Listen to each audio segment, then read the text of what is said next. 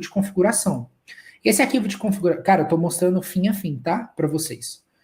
Então, a gente vai ter um arquivo, todos os arquivos que você vê de Helm, ele vai ter um cara chamado values.yaml, né? Que ele tem todos os valores de configuração que você vai aplicar. Olha que coisa linda.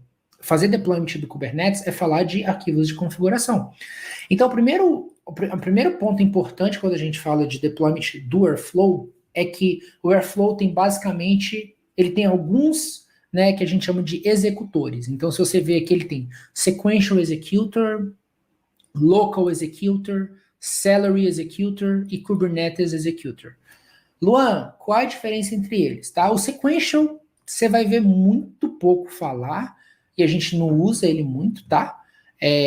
Então, eu vou falar desses três caras aqui um pouquinho com mais detalhes, que são os mais utilizados. Você tem um Local Executor, que, cara, o nome já diz, né? Local. Então, você tem uma máquina, né? Uma máquina para ser o executor, que vai executar as tarefas que você criar.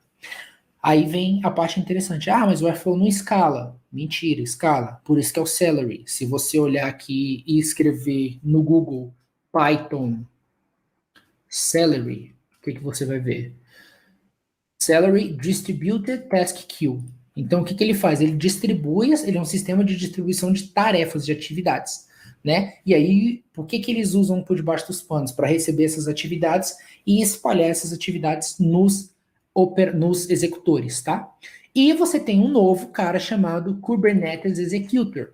Para quem conhece Kubernetes, sabe que Kubernetes pods nasceram para viver e morrer num span de time muito pequeno. Então, normalmente, como que você vai ver o deployment de Kubernetes? Você vai fazer o deployment com o modelo Kubernetes Executor. Esse cara não vai aparecer nenhum worker. Na hora que você executar a atividade, aí é coisa linda, né? Ele vai, abre a quantidade de workers que você pediu, de executors, executa a atividade e morre. Luan, você está utilizando qual e por quê? Né? Eu estou usando o Celery Executor. Por que, Luan?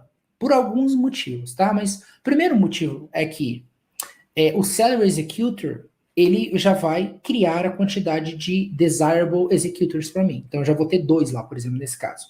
Ele não vai precisar ficar shutdown, ou spin-up, spin-off, ou né, aumentando e tirando. Por quê? Eu estou usando ambiente local. Então, cara, para eu ficar pedindo requisição de CPU e criando toda hora, eu prefiro deixar o Celery. E existem algumas atividades, algumas tarefas que ainda são melhores executadas com o Celery. Tá? Existem pontos. Se você quiser deixar a sua infraestrutura já preparada, você usa Celery.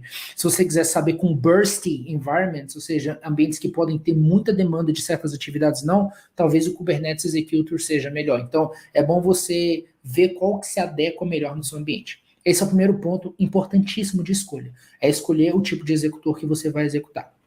Depois, aqui é um usuário para acessar UI, e tem algumas coisas importantes aqui, são 2 coisas que eu quero mostrar para vocês que são importantíssimas, que vocês vão querer usar se vocês estiverem